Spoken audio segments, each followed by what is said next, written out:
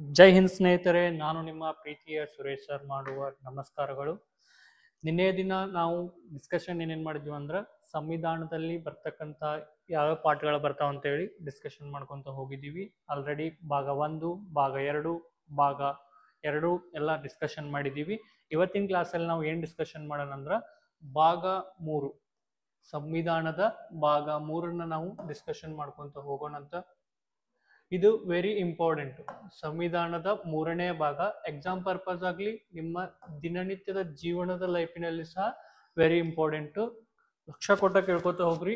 ಹಾಗೆ ಎಕ್ಸಾಮ್ದಾಗ ಏನೇನು ಕ್ವಶನ್ ಬರ್ತಾವಲ್ಲ ಅದನ್ನು ಹೇಳ್ಕೊಂತ ಹೋಗ್ತೀನಿ, ನೋಟ್ ಡೌನ್ ಮಾಡ್ಕೊಂತ ಹೋಗ್ರಿ. ಓಕೆ, ಟೈಮ್ ವೇಸ್ಟ್ ಮಾಡೋದು ಬೇಡ. ಭಾಗ 3ನ್ನ ನಾವು ಅಧ್ಯಯನ ಮಾಡ್ಕೊಂತ ಹೋಗೋಣ. ಓಕೆ, ಭಾಗ 3 ಏನನ್ನ ಹೇಳ್ತೈತೆ ಅಂದ್ರೆ ಫಸ್ಟ್ ಕ್ವಶನ್ ಬರುತ್ತ. ಸಂವಿಧಾನದ 3ನೇ ಭಾಗ ಏನನ್ನ ಹೇಳುತ್ತದೆ ಅಂತೇಳಿ ನಿಮ್ SSC MTS ಅಲ್ಲಿ ಕ್ವಶನ್ ಬಂದಿದೆ.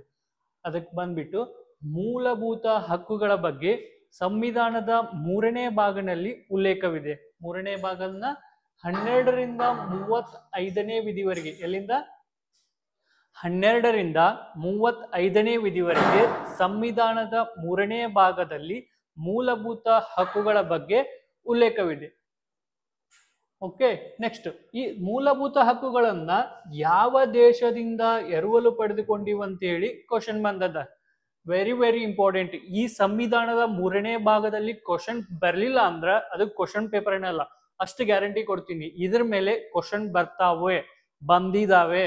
ಓಕೆ, ಹೆಂಗ್ ಕ್ವಶನ್ ಕೇಳ್ತಾನಂದ್ರ ಸಂವಿಧಾನದ ಮೂಲಭೂತ ಹಕ್ಕುಗಳನ್ನ ನಾವು ಯಾವ ದೇಶದಿಂದ ಎರವಲು ಪಡೆದುಕೊಂಡೇವಿ ಅಂತ ಕ್ವಶನ್ ಕೇಳಿದಂದ್ರ ನಿಮ್ಗೆಲ್ಲರಿಗೂ ಗೊತ್ತಿರಬೇಕು, ಅಮೇರಿಕ ಸಂವಿಧಾನದಿಂದ, ಯಾವುದು USA ಯುನೈಟೆಡ್ ಸ್ಟೇಟ್ಸ್ ಆಫ್ ಅಮೇರಿಕಾದಿಂದ ನಾವು ಮೂಲಭೂತ ಹಕ್ಕುಗಳನ್ನ ಎರವಲು ಪಡೆದುಕೊಂಡಿವಿ. ಸಂವಿಧಾನದ 3ನೇ ಭಾಗವನ್ನ ಏನಂತ ಕರೀತಂದ್ರ ಮ್ಯಾಗ್ನಾ ಕಾರ್ಟಾ ಅಂತ ಕರೀತಾರ. ಯಾಕ್ರಿ ಸರ ಮ್ಯಾಗ್ನಾ ಕಾರ್ಟಾ ಅಂತ ಕರೀತಾರ ಅಂತ ಕೇಳಿದ್ರ, ಮೊದಲು ಇಂಗ್ಲೆಂಡ್ನಾಗ ಜಾನ್ 1 ಅಂತ ರಾಜ 1205, ಯಾವಾಗ ಕ್ರಿಸ್ತ ಶಕ 1205ರಲ್ಲಿ ಮೊದಲದಾಗಿ ಮೂಲಭೂತ ಹಕ್ಕುಗಳನ್ನ ಇಂಗ್ಲೆಂಡ್ ಪ್ರಜೆಗಳಿಗೆ ಕೊಡ್ತಾನ. ಅದು ಮೂಲಭೂತ ಹಕ್ಕುಗಳ ಮೊದಲ ಉಲ್ಲೇಖ ಯಾರು ಮಾಡಿರ್ತಕ್ಕಂಥ ಜಾನ್ 1 ಎನ್ನುವ ಇಂಗ್ಲೆಂಡ್ನ ರಾಜ ಮಾಡಿರ್ತಕ್ಕಂಥ ಮೂಲಭೂತ ಹಕ್ಕುಗಳ ಮೊದಲ ಉಲ್ಲೇಖ ಏನಂತ ಕರೀತಾರ, ಮ್ಯಾಗ್ನಾ ಕಾರ್ಟಾ ಅಂತ ಕರೀತಾರ. ಅದರ ಸಲುವಾಗಿ ಸಂವಿಧಾನದಲ್ಲಿ ಮೂಲಭೂತ ಹಕ್ಕುಗಳನ್ನ, ನಮ್ಮ ಭಾರತ ಸಂವಿಧಾನದಲ್ಲಿ ಮೂಲಭೂತ ಹಕ್ಕುಗಳನ್ನ 3ನೇ ಭಾಗ ಏನಂತ ಕರೀತಾರ, ಮ್ಯಾಗ್ನಾ ಕಾರ್ಟಾ ಅಂತ ಕರೀತಾರ. ನೆನ್ಪಿಟ್ಕೋರಿ, ಮ್ಯಾಗ್ನಾ ಕಾರ್ಟಾ ಅಂತ ಹೇಳಿ ಯಾವ ಭಾಗವನ್ನ ಕರೀತಾರ, ಸಂವಿಧಾನದ 3ನೇ ಭಾಗವನ್ನ ಮ್ಯಾಗ್ನಾ ಕಾರ್ಟಾ ಅಂತ ಹೇಳಿ ಕರೀತಾರ. ನಮ್ಮ ಸಂವಿಧಾನದಲ್ಲಿ ಮೊದಲೇನಿದ್ವು 7 ಇದ್ವು. ನಮ್ಮ ಸಂವಿಧಾನದಲ್ಲಿ ಮೂಲಭೂತ ಹಕ್ಕುಗಳು ಎಷ್ಟಿದ್ವು, 7 ಇದ್ವು. ಈಗ ಎಷ್ಟಾಗಿದ್ದಾವ ಅಂದ್ರ 6 ಆಗಿದ್ದಾವ. ಎಷ್ಟಾಗಿದ್ದಾವ, 6 ಆಗಿದ್ದಾವ. ಅಂದ್ರ ನಮ್ಮ ಸಂವಿಧಾನದಲ್ಲಿ ಆಸ್ತಿ ಹಕ್ಕು ಮೂಲ ಸಂವಿಧಾನದಲ್ಲಿ, ನೆನ್ಪಿಟ್ಕೋರಿ, ಮೂಲ ಸಂವಿಧಾನದಲ್ಲಿ ಆಸ್ತಿ ಹಕ್ಕು ಮೂಲಭೂತ ಹಕ್ಕಾಗಿತ್ತು. ಯಾವಾಗ 1978ರಲ್ಲಿ ಅದನ್ನ ಮೂಲಭೂತ ಹಕ್ಕುಗಳ ಸ್ಥಾನದಿಂದ ತೆಗೆದುಹಾಕಿ ಕಾನೂನುಬದ್ಧ ಹಕ್ಕಾಗಿ ಮಾಡ್ತಾರ. ನೆನ್ಪಿಟ್ಕೋರಿ, ಕ್ವಶನ್ ಕೇಳ್ತಾನ ಆಸ್ತಿ ಹಕ್ಕು ಒಂದು ಏನಂತ ಕೇಳ್ತಾನ, ಆಸ್ತಿ ಹಕ್ಕು ಮೂಲಭೂತ ಹಕ್ಕುನು ಕಾನೂನು ಹಕ್ಕುನು ಅಂತೇಳಿ ಕ್ವಶನ್ ಕೇಳ್ತಾನ. ಕೇಳಿದಾನ ಕ್ವಶನ್. ಮೂಲಭೂತ ಹಕ್ಕು ಸಹ ಒಂದು ಅಲ್ಲ, ಸಂವಿಧಾನವು ಮೂಲಭೂತ ಹಕ್ಕು ಅಲ್ಲ. ನೆನ್ಪಿಟ್ಕೋರಿ, ಯಾವುದು ಕಾನೂನುಬದ್ಧ ಹಕ್ಕು. ಅದು ಈಗ ಎಲ್ಲೈತಂದ್ರ 300A ವಿಧಿಯಲ್ಲಿ ಐತಿ. ನೆನ್ಪಿಟ್ಕೋರಿ, ಕೇಳಿದಾನ ಕ್ವಶನ್. ಸಂವಿಧಾನದಲ್ಲಿ ಆಸ್ತಿ ಹಕ್ಕು ಯಾವ ವಿಧಿಯಲ್ಲಿ ಕಂಡು ಬರ್ತೈತೆ ಅಂದ್ರ 300A ವಿಧಿ. ಮೊದಲು ಎಲ್ಲಿತ್ತಂದ್ರ 31ನೇ ವಿಧಿಯಲ್ಲಿ ಕಂಡು ಬರ್ತಿತ್ತು. ಎಷ್ಟನೇ ವಿಧಿ, 31ನೇ ವಿಧಿಯಲ್ಲಿ ಕಂಡು ಬರ್ತಿತ್ತು. ನೆನ್ಪಿಟ್ಕೋರಿ. ಓಕೆ, ಸಂವಿಧಾನದಲ್ಲಿ ಮೂಲಭೂತ ಹಕ್ಕುಗಳು ನ್ಯಾಯ ರಕ್ಷಿತವಾದವು ಅಂತೇಳಿ ಬರತ್ತ. ನ್ಯಾಯ ರಕ್ಷಿತ ಅಂದ್ರೆ ಏನು, ನಿಮ್ಗ ಮೂಲಭೂತ ಹಕ್ಕುಗಳನ್ನ ಕೊಟ್ಟಿದಾರಲ್ಲ ನಮ್ಮ ಸಂವಿಧಾನ, ಅದು ನ್ಯಾಯ ರಕ್ಷಿತ. ನಿಮಗೆ ಏನಾದರೂ ಮೂಲಭೂತ ಹಕ್ಕುಗಳ ಉಲ್ಲಂಘನೆ ಆದ್ರ ನೀವು ಡೈರೆಕ್ಟ್ ಆಗಿ ಸುಪ್ರೀಂ ಕೋರ್ಟಿಗೆ ಹೋಗ್ಬೋದು. ಯಾವ ವಿಧಿ ಮೂಲಕ, 32ನೇ ವಿಧಿಯ ಮೂಲಕ ನೀವು ಡೈರೆಕ್ಟ್ ಆಗಿ ಸುಪ್ರೀಂ ಕೋರ್ಟಿಗೆ ಹೋಗ್ಬೋದು. ಹೆಂಗಂದ್ರ ನನಗೀಗ ಮಾತಾಡಕ ಒಂದ್ ಹಕ್ಕು ಐತಿ, ಅದನ್ನ ಯಾರ ಕಸ್ಕೊಂಡ್ರಂದ್ರ, ಇವಾಗ ನನ್ಗೆ ಮಾತಾಡೋ ರೈಟ್ಸ್ ಐತಿ, ಅದು ರೈಟ್ ನಿಮ್ದು ಹಕ್ಕು. ಅದನ್ನ ಯಾರಾದ್ರೂ ಕಸ್ಕೊಂಡ್ರಂದ್ರ ನಾನು ವಾಕ್ ಸ್ವಾತಂತ್ರ್ಯ ವಯೋಲೇಷನ್ ಆಗೈತಿ, ಹಕ್ಕು ಉಲ್ಲಂಘನೆ ಆಗೈತಿ ಅಂತೇಳಿ ನೀವು ಡೈರೆಕ್ಟ್ 32ನೇ ವಿಧಿಯ ಮೂಲಕ ಸುಪ್ರೀಂ ಕೋರ್ಟ್ಗೆ ಹೋಗ್ಬೋದು. ಅಂದ್ರೆ ಹೈಕೋರ್ಟ್ಗೆ ಹೋಗಕ್ ಬರಲ್ಲೇನ್ರಿ? ಬರತ್ತ. ಯಾವಾಗ? 226ನೇ ವಿಧಿಯ ಮುಖಾಂತರ. ನೆನ್ಪಿಟ್ಕೋರಿ, 226ನೇ ವಿಧಿ ಮುಖಾಂತರ ಮೂಲಭೂತ ಹಕ್ಕುಗಳು ಉಲ್ಲಂಘನೆ ಆಗಿದ್ದ ಕರೆ ಆದ್ರ ಯಾವಾಗ? 226ನೇ ವಿಧಿಯ ಮುಖಾಂತರ ನೀವು ಹೈಕೋರ್ಟ್ಗೆ ಹೋಗ್ಬೋದು. ಇದರಿಂದ ಏನ್ ತಿಳಿದು ಬರ್ತೈತೆ ಅಂದ್ರ ಮೂಲಭೂತ ಹಕ್ಕುಗಳು ನ್ಯಾಯ ರಕ್ಷಿತವಾದವು. ಅವುಗಳ ಉಲ್ಲಂಘನೆ ಆದ್ರ ನೀವು ನೇರವಾಗಿ ಸುಪ್ರೀಂ ಕೋರ್ಟ್ಗೆ ಹೋಗ್ಬೋದು, ಹೈಕೋರ್ಟ್ಗೆ ಹೋಗಬಹುದು. ಓಕೆ, ನೆಕ್ಸ್ಟ್ ಮೂಲಭೂತ ಹಕ್ಕುಗಳು ಯಾವ್ಯಾವು? ನೀವು ಹೇಳಿದ್ರಿ ಸರ ಮೂಲಭೂತ ಹಕ್ಕುಗಳು 7 ಅದಾವಂತ. ಅವು ಯಾವುವು? ಈಗ 6 ಇದಾವ. ಮೂಲಭೂತ ಹಕ್ಕುಗಳು ಈಗ ಎಷ್ಟಿದಾವ? ನಮ್ಮ ಸಂವಿಧಾನದಾಗ 6 ಇದಾವ. ಅವು ಯಾವ್ಯಾವ ಅಂತ ಹೇಳಿ ಒನ್ ಬೈ ಒನ್ ಡಿಸ್ಕಷನ್ ಮಾಡ್ಕೊಂತ ಹೋಗೋಣ. ಓಕೆ, ನೆಕ್ಸ್ಟ್ ಮೂಲಭೂತ ಹಕ್ಕುಗಳು. ಮೂಲಭೂತ ಹಕ್ಕುಗಳು. ಹಕ್ಕುಗಳಂದ್ರೆ ಏನ್? ಫಸ್ಟ್ ನಮ್ಗೆ ಹಕ್ಕುಗಳು ಯಾಕೆ ಬೇಕು ಅಂದ್ರ ಅದು ನಮ್ದು ಹಕ್ಕು. ಅಂದ್ರ ನಾನು ಇದನ್ನ ಮಾಡ್ಬೇಕು, ನನಗೊಂದೊಂದು ಹಕ್ಕದು. ಓಕೆ, ನೆನ್ಪಿಟ್ಕೋರಿ, ನಮ್ಗೆ ಹಕ್ಕುಗಳು ಅವಶ್ಯಕತೆ ಇದೆ. ನಮ್ಗೆ ಬರೀ ಕರ್ತವ್ಯಗಳನ್ನ ಕೊಟ್ರೆ ನಾವು ಗುಲಾಮರಾಗಿ ಬಿಡ್ತೀವಿ. ನಮ್ಗ ರೈಟ್ಸ್ ಇದೆ, ನಮಗೆ ಇದನ್ನ ಮಾಡ್ಬೇಕನ್ನೋ ರೈಟ್ಸ್ ಇದೆ. ಇದನ್ನ ಯಾರಿಂದನೂ ಕಸ್ಕೊಳಕ್ ಆಗಂಗಿಲ್ಲ. ಓಕೆ, ನೆಕ್ಸ್ಟ್ ಒಂದೇದು ಸಮಾನತೆಯ ಹಕ್ಕು. ಸಮಾನತೆ ಹಕ್ಕು ಎಲ್ಲಿಂದ ಎಲ್ಲಿಗೆ, ಯಾವ ವಿಧಿಯಿಂದ ಯಾವ ವಿಧಿವರೆಗೂ ಕಂಡು ಬರುತ್ತಂದ್ರ 14ನೇ ವಿಧಿಯಿಂದ 18ನೇ ವಿಧಿವರೆಗೆ. ನೆನ್ಪಿಟ್ಕೋರಿ, ಸಮಾನತೆಯ ಹಕ್ಕು ಎಲ್ಲಿಂದ ಕಂಡು ಬರ್ತಾವಂದ್ರ 14ನೇ ವಿಧಿಯಿಂದ 18ನೇ ವಿಧಿವರೆಗೆ ಕಂಡು ಬರ್ತಾವ. ಮತ್ ಸೆಕೆಂಡ್, ಎರಡನೇದು ಸ್ವತಂತ್ರ ಹಕ್ಕು. ಸ್ವತಂತ್ರ ಹಕ್ಕು ಎಲ್ಲಿಂದ ಕಂಡು ಬರ್ತಾವಂದ್ರ 19ರಿಂದ 22ನೇ ವಿಧಿವರೆಗೆ. ಎಷ್ಟು? 19ರಿಂದ 22ನೇ ವಿಧಿವರೆಗೆ ಸ್ವತಂತ್ರ ಹಕ್ಕು ಕಂಡು ಬರ್ತಾವ. ನೆಕ್ಸ್ಟ್ ಶೋಷಣೆ ವಿರುದ್ಧದ ಹಕ್ಕು. ಶೋಷಣೆ ವಿರುದ್ಧದ ಹಕ್ಕು 23ರಿಂದ 24, 23 ಮತ್ತು 24ನೇ ವಿಧಿ ಶೋಷಣೆ ವಿರುದ್ಧದ ಹಕ್ಕು ಕಂಡು ಬರ್ತಾವ. ಧರ್ಮದ ಸ್ವತಂತ್ರದ ಹಕ್ಕು. ಧರ್ಮದ ಸ್ವತಂತ್ರದ ಹಕ್ಕು ಯಾವ ವಿಧಿಗಳಲ್ಲಿ ಕಂಡು ಬರ್ತಾವ ಅಂದ್ರ 25ರಿಂದ 28ನೇ ವಿಧಿಗಳಲ್ಲಿ ಧರ್ಮದ ಸ್ವತಂತ್ರದ ಹಕ್ಕು ಕಂಡು ಬರುತ್ತ. ಸಾಂಸ್ಕೃತಿಕ ಮತ್ತು ಶೈಕ್ಷಣಿಕ ಹಕ್ಕು. ಸಾಂಸ್ಕೃತಿಕ ಮತ್ತು ಶೈಕ್ಷಣಿಕ ಹಕ್ಕು ಯಾವ ವಿಧಿಯಲ್ಲಿ ಕಂಡು ಬರ್ತಾವ ಅಂದ್ರ 29 ಮತ್ತು 30ನೇ ವಿಧಿಯಲ್ಲಿ ಸಾಂಸ್ಕೃತಿಕ ಮತ್ತು ಶೈಕ್ಷಣಿಕ ಹಕ್ಕು ಕಂಡು ಬರ್ತಾವ. ನ್ಯಾಯಿಕ ಪರಿಹಾರ ಹಕ್ಕು. Very very important. ಇದನ್ನ ಕ್ವಶನ್ ಕೇಳಿದಾನ. ನ್ಯಾಯಿಕ ಪರಿಹಾರ ಹಕ್ಕು ಯಾವ ವಿಧಿಯಲ್ಲಿ ಕಂಡು ಬರುತ್ತಂದ್ರೆ 32ನೇ ವಿಧಿಯಲ್ಲಿ ಕಂಡು ಬರುತ್ತ. ಆಲ್ರೆಡಿ ಹೇಳಿದೀನಿ, ಸಮಾನತೆ ಹಕ್ಕು ಎಲ್ಲಿಂದ? 14ರಿಂದ 18, ಸ್ವತಂತ್ರ ಹಕ್ಕು 19ರಿಂದ 22, ಶೋಷಣೆ ವಿರುದ್ಧದ ಹಕ್ಕು 23, 24, ಸ್ವತಂತ್ರದ ಹಕ್ಕು 25ರಿಂದ 28, ಸಾಂಸ್ಕೃತಿಕ ಮತ್ತು ಶೈಕ್ಷಣಿಕ ಹಕ್ಕು 29ರಿಂದ 29, 30, ನ್ಯಾಯಿಕ ಪರಿಹಾರ ಹಕ್ಕು 32. ಇವು 6 ಮೂಲಭೂತ ಹಕ್ಕುಗಳು. ಇವನ್ನ one by one in detail ಆಗಿ ಡಿಸ್ಕಷನ್ ಮಾಡ್ಕೊಂತ ಹೋಗೋಣ. ನೆಕ್ಸ್ಟ್ ಸಮಾನತೆಯ ಹಕ್ಕು. ನಾ ಹೇಳಿದ್ದೀನಿ, ಸಮಾನತೆಯ ಹಕ್ಕು ಎಲ್ಲಿಂದ ಸ್ಟಾರ್ಟ್ ಆಗತ್ತಂದ್ರ ವಿಧಿ 14. ವಿಧಿ ಅಂದ್ರೂ ಒಂದ, ಆರ್ಟಿಕಲ್ ಅಂದ್ರೂ ಒಂದ. ನೆನ್ಪಿಟ್ಕೋರಿ, ಕನ್ಫ್ಯೂಸ್ ಆಗ್ಬೇಡ್ರಿ. ಕಾನೂನಿನ ಎದುರು ಸಮಾನತೆ. ಇವಾಗ ಒಂದು ಕ್ವಶನ್ ಕೇಳ್ತೀನಿ, ಕಾನೂನಿನ ಎದುರಲ್ಲಿ ಸಮಾನತೆ. ಇವಾಗ ರಾಷ್ಟ್ರಪತಿ ಅದಾರ, ನಾನು ಅದೀನಿ, ನೀವು ಓದಿರಿ, ಇವ್ರೆಲ್ಲರಿಗೂ ಒಂದೇ ಸಮಾನತೆ ಐತೇನೋ? ಇಲ್ಲ. ಮತ್ತೆ ಯಾಕೆ ಹೇಳಿದ್ರಿ ಸರ್ ಕಾನೂನಿನಲ್ಲಿ ಸಮಾನತೆ ಅಂತ ಹೇಳಿ? ಇದರಲ್ಲಿ 2 ಕಂಡು ಬರ್ತಾವ. ಕಾನೂನಿನ ಎದುರು ಸಮಾನತೆ ಒಂದು, ಕಾನೂನಿನ ಎದುರು ರಕ್ಷಣೆ ಒಂದು. ರಕ್ಷಣೆ ಒಂದು. ಕಾನೂನಿನ ಎದುರಲ್ಲಿ ಸಮಾನತೆ ಅಂದ್ರೆ ಏನ್ ಗೊತ್ತೇನು? ಇವಾಗ ನಾನು ಕಾನೂನಿನಲ್ಲಿ ಸೇಮ್, ರಾಷ್ಟ್ರಪತಿನೂ ಸೇಮ್, ರಾಜ್ಯಪಾಲರು ಸೇಮ್, ಪ್ರಧಾನಮಂತ್ರಿನೂ ಸೇಮ್. ಇದು ಕಾನೂನಿನಲ್ಲಿ ಸಮಾನರು. ಸಮಾನತೆ ಇದನ್ನ ಎಲ್ಲಿಂದ ತಗೊಂಡಿವ ಅಂದ್ರ UK ಬ್ರಿಟನ್ ಸಂವಿಧಾನದಿಂದ ತಗೊಂಡಿವಿ. ಕಾನೂನಿನದರಲ್ಲಿ ಸಮಾನರು, ಸಮಾನತೆ. ನೆನ್ಪಿಟ್ಕೋರಿ, ಕ್ವಶನ್ ಕೇಳ್ತಾನ. ಈ ಸಮಾನತೆ ಎಂಬ ಪದದಲ್ಲಿ 2 ಅದಾವ. ಕಾನೂನಿನದರಲ್ಲಿ ಸಮಾನರು ಬೇರೆ, ಕಾನೂನಿನದರಲ್ಲಿ ಸಮಾನ ರಕ್ಷಣೆ ಬೇರೆ. ಕಾನೂನಿನದರಲ್ಲಿ ಸಮಾನ ರಕ್ಷಣೆ ಎಲ್ಲಿಂದ ತಗೊಂಡಿವ ಅಂದ್ರ USA. ಇದಕ್ಕೆ ಒಂದು ಬೆಸ್ಟ್ ಎಕ್ಸಾಂಪಲ್ ಹೇಳ್ತೀನಿ. ಇವಾಗ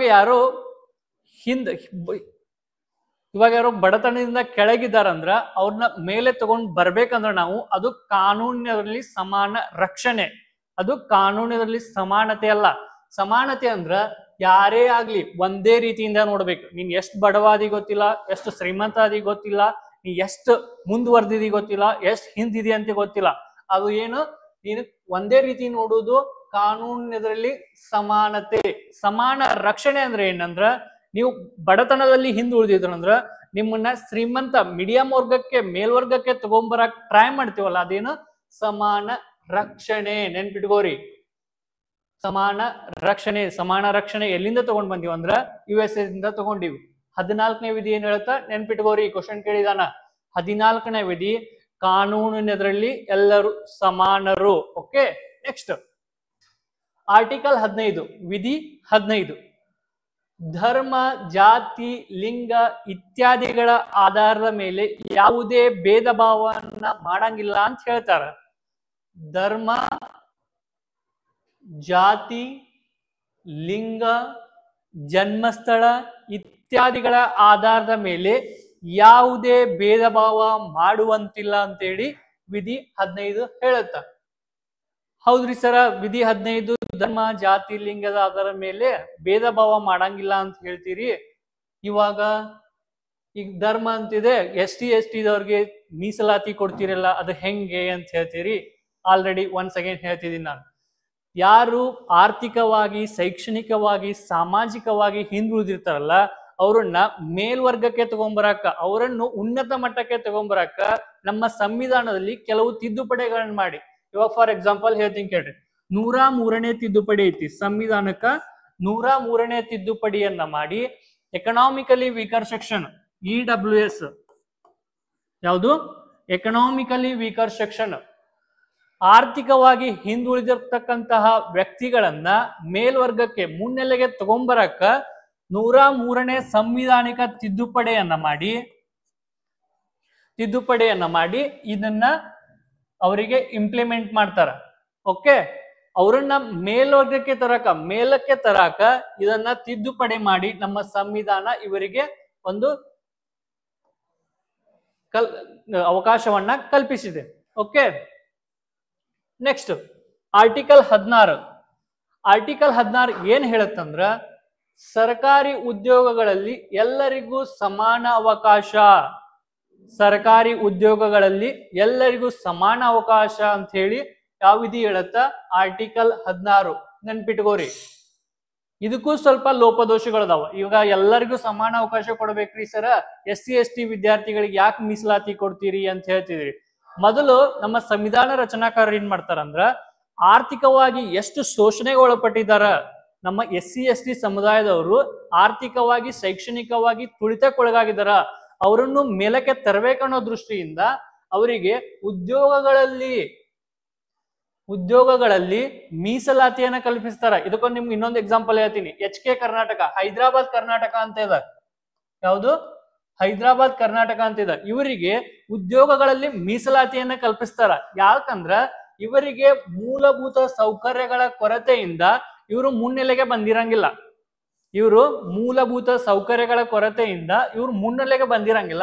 ಇವ್ರನ್ನ ಮುನ್ನೆಲೆಗೆ ತರುವ ದೃಷ್ಟಿಯಿಂದ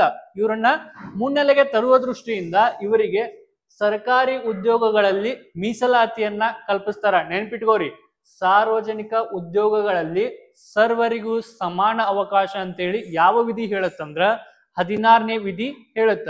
ಓಕೆ, ನೆಕ್ಸ್ಟ್ ಆರ್ಟಿಕಲ್ 17. ಆರ್ಟಿಕಲ್ 17 ವಿಧಿ 17 ಏನ್ ಹೇಳುತ್ತಂದ್ರ, ಅಸ್ಪೃಶ್ಯತೆ ನಿವಾರಣೆ.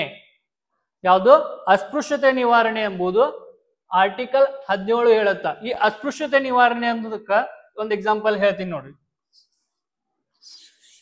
ಇವಾಗ ಜಾತಿ ಭೇದ ಭಾವ ಮತದ ಮೇಲೆ ಯಾವುದೇ ಭೇದ ಭಾವ ಮಾಡಂಗಿಲ್ಲ ಅಂತೆ. ಇವಾಗ ಅನ್ಟಚಬಿಲಿಟಿ ಅಂತಿದ.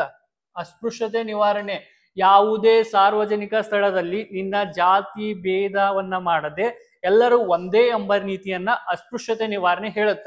ಈ ಅಸ್ಪೃಶ್ಯತೆ ನಿವಾರಣಾ ಕಾಯ್ದೆ ಅಂತೇಳಿ ಯಾವಾಗ ತರ್ತಾರಂದ್ರ 1955ರಲ್ಲಿ ಅಸ್ಪೃಶ್ಯತೆ ನಿವಾರಣೆ ಕಾಯ್ದೆಯನ್ನ 1955ರಲ್ಲಿ ತಗೊಂಡ್ ಬರ್ತಾರ. ಈ ಕಾಯ್ದೆಯಲ್ಲಿ ಏನಿರುತ್ತಂದ್ರ, ಯಾರು ಅಸ್ಪೃಶ್ಯತೆಯನ್ನ ಆಚರಣೆ ಮಾಡ್ತಾರಲ್ಲ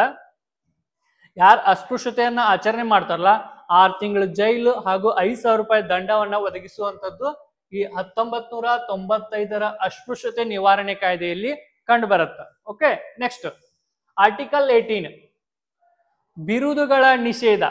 ಆರ್ಟಿಕಲ್ 18 ಏನ್ ಹೇಳತ್ತಂದ್ರ ಬಿರುದುಗಳ ನಿಷೇಧ. ಇದು ಎಂತ ಬಿರುದುಗಳಂದ್ರ ರಾಜಮನೆತನಗಳಿಂದ ಬಂದಂತ ಹೆಸರು. ಮೊದಲಿಗೆ ಏನಿತ್ತು, ರಾಜಾಗ ಒಂದ್ ಬಿರುದು ಇರ್ತಿತ್ತು, ನೆಕ್ಸ್ಟ್ ಅದ್ ಮಗ ತಗೋತಿದ್ದ, ಮೊಮ್ಮಗ ತಗೋತಿದ್ದ.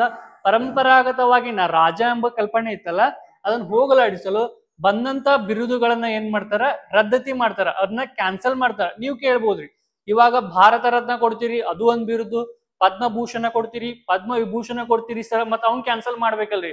ಇದೇ ಬಂದಿದ್ದು 1978ರಲ್ಲಿ. ಯಾವಾಗ? 1978ರಲ್ಲಿ ಲಾಲ್ ಬಹದ್ದೂರ್ ಶಾಸ್ತ್ರಿ ಅವ್ರು ಏನ್ ಮಾಡ್ತಾರ, ಇದೇ ಕಾನ್ಸೆಪ್ಟ್ ಇಟ್ಕೊಂಡು ಭಾರತ ರತ್ನ ಮತ್ತು ಪದ್ಮ ವಿಭೂಷಣ ಪದ್ಮಭೂಷಣವನ್ನ ಕ್ಯಾನ್ಸಲ್ ಮಾಡ್ತಾರ. ಎಲ್ಲಿವರೆಗೂ? 1980ರವರೆಗೂ 2 ವರ್ಷ ಪದ್ಮಭೂಷಣ ಮತ್ತು ಪದ್ಮ ವಿಭೂಷಣವನ್ನ ಕೊಡೋದು ನಿಲ್ಲಿಸ್ತಾರ. ನೆಕ್ಸ್ಟ್ 1980ಕ್ಕೆ ಬಂದು ಮೇಡಮ್ ಇಂದಿರಾ ಗಾಂಧಿ ಅವರು ಮತ್ತೆ ಕೊಡಕ್ ಸ್ಟಾರ್ಟ್ ಮಾಡ್ತಾರ.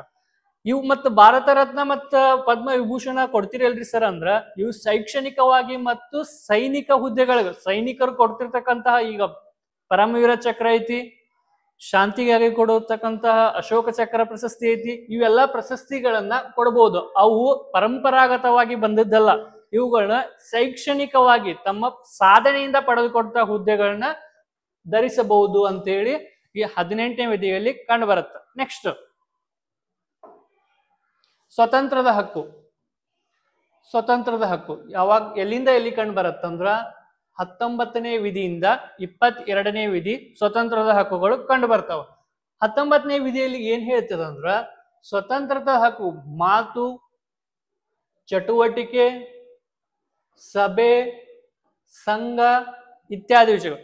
ನಮ್ಮ ಸಂವಿಧಾನದಲ್ಲಿ ಏನ್ ವಿಶೇಷತೆ ಅಂದ್ರ, ನೀವು ಮಾತಾಡೋಕು ನಿಮ್ದು ಹಕ್ಕು, ನಿಮ್ ಮಾತಾಡೋದನ್ನ ಯಾರು ಕಸ್ಕೊಳಕ್ ಬರಂಗಿಲ್ಲ. ನೀವು ಅಕಸ್ಮಾತ್ ಯಾರಾದ್ರೂ ನೀವು ಮಾತಾಡ್ಬೇಡ ಅಂದ್ರೂ ನೀವು ಡೈರೆಕ್ಟ್ 32ನೇ ವಿಧಿ ಮುಖಾಂತರ, ಎಷ್ಟು 32ನೇ ವಿಧಿ ಮುಖಾಂತರ ನೀವು ಸುಪ್ರೀಂ ಕೋರ್ಟ್ಗೆ ಹೋಗಿ ಅಪೀಲ್ ಹಾಕ್ಬೋದು. ನನ್ನ ವಾಕ್ ಸ್ವಾತಂತ್ರ್ಯವನ್ನ ಕಸಿದುಕೊಂಡಿದಾರ, ಇವ್ರ ಮೇಲೆ ಕೇಸ್ ಹಾಕಂತೇಳಿ 32ನೇ ವಿಧಿ ಮುಖಾಂತರ ನೀವು ಸುಪ್ರೀಂ ಕೋರ್ಟಿಗೆ ಹೋಗ್ಬೋದು. ಯಾವ್ದು ಹೇಳುತ್ತಾ? ಸ್ವತಂತ್ರ ಹಕ್ಕು. ಇದರಲ್ಲಿ 6 ಬರ್ತಾವ. ನೀವು ಸಭೆ ಸೇರ್ಬೋದು, ಸಂಘ ಕಟ್ಬೋದು, ಅಭ್ಯಾಸ ಮಾಡಬಹುದು, ಓದ್ಬೋದು, ಮಲ್ಕೋಬಹುದು, ಅಡ್ಡಾಡ್ಬೋದು. ನಿಮಗೆ ಯಾವುದೇ ರೀತಿಯ ತೊಂದರೆ ಕೊಟ್ರ 32ನೇ ವಿಧಿ ಮುಖಾಂತರ ಕೇಳ್ತಾನ ಎಕ್ಸಾಮ್ದಾಗ, ಪತ್ರಿಕಾ ಸ್ವತಂತ್ರ ಯಾವ ಹಕ್ಕು ಅಂತ ಕೇಳಿದ್ರ ಅದು ಸ್ವತಂತ್ರ ಹಕ್ಕು. ಯಾವುದು? ಸ್ವತಂತ್ರ ಹಕ್ಕು. ನೆನ್ಪಿಟ್ಕೋರಿ. Next article 20. ಆರ್ಟಿಕಲ್ 20ನಲ್ಲಿ ಏನ್ ಹೇಳ್ತದಂದ್ರ, ಅಪರಾಧದ ಪ್ರಕರಣದಲ್ಲಿ ಸಂರಕ್ಷಣೆ. ಅಪರಾಧಿಗೆ ಅಲ್ಲ, ಅಪರಾಧದ ಪ್ರಕರಣಗಳಲ್ಲಿ. ನೆನ್ಪಿಟ್ಕೋರಿ, ಅಪರಾಧಿಗೆ ಸಂರಕ್ಷಣೆ ಕೊಡೋತಿಲ್ಲ ನಾವು.